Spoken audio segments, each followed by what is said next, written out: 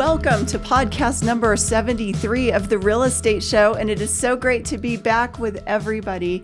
Judy Steenland, especially you. I'm so happy to have you back with us. We're part of Selley Group Real Estate, and it's been months since we've been back in the studio together. Yeah, I think it was before the holidays, actually. It was. Yeah.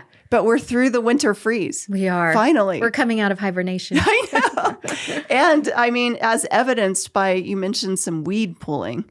And so that's what's happening in this new season, right? That's right. It's time to get outdoors and soak up some sunshine. But with that is pulling weeds.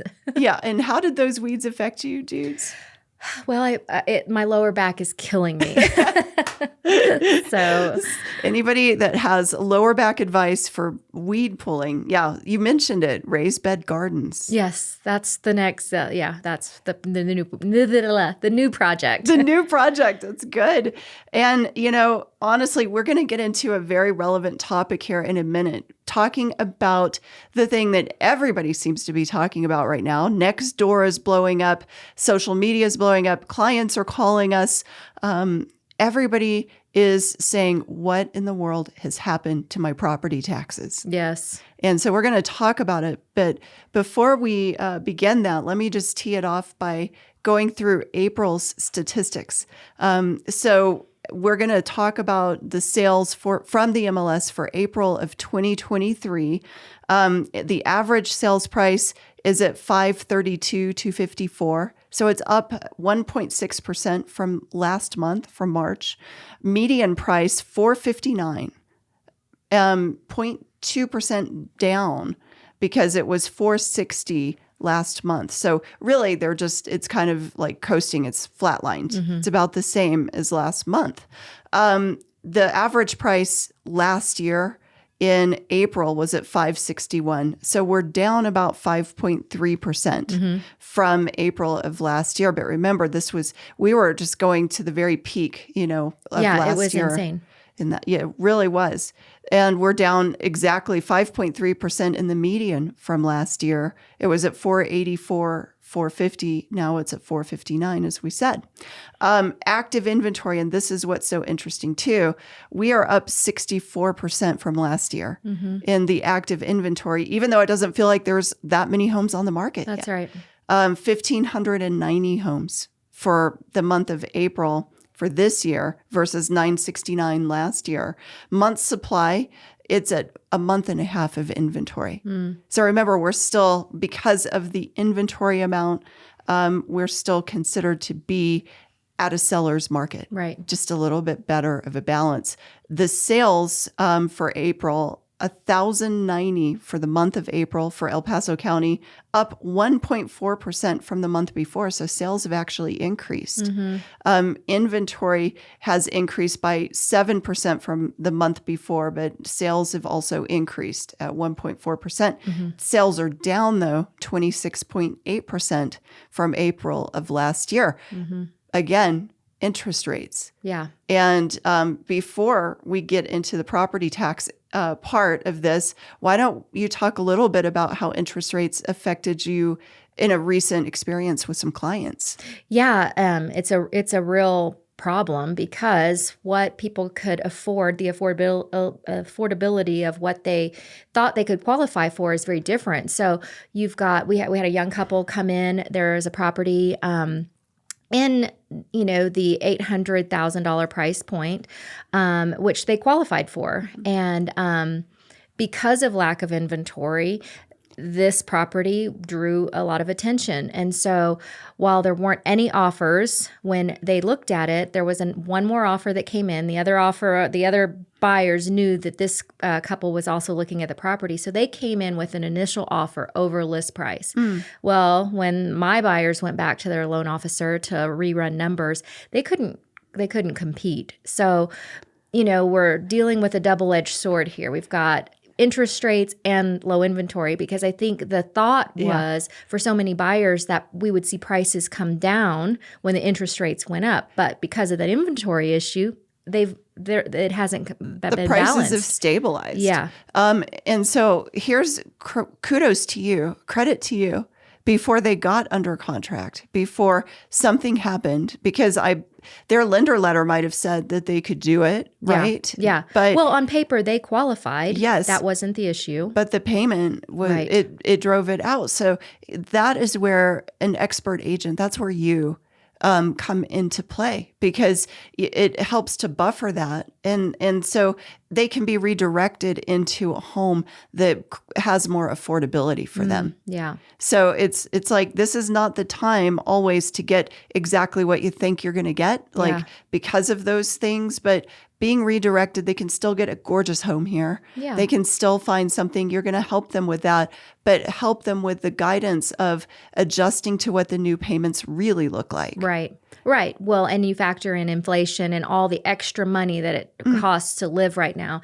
It's more important as ever to know your reserves and know what your monthly obligations are, because it's a lot. And, there's something that's unknown that is now known that as of like May, people were starting to get these letters from the tax assessor here in El Paso County. Right. And I just got mine. Was it a love letter? Were you It pleased was not with a love letter. They're like, we love you so much. We want you to pay more. Well, that's basically it. But I didn't consider it a love letter. And so we all know this Benjamin Franklin quote about death and taxes, right? Yep. And the actual full quote of that is, our new Constitution is now established and has an appearance that promises permanency. But in this world, nothing can be said to be certain except death and taxes. Well, Lord have mercy. Yeah. Did El Paso County read that and decide we're going to make taxes even more certain? Yeah. But across the state, this is not just a county thing. Right. Property taxes have gone up. And in fact, other counties are higher than ours. Yeah. So in El Paso County, the tax hike on average is about 44%.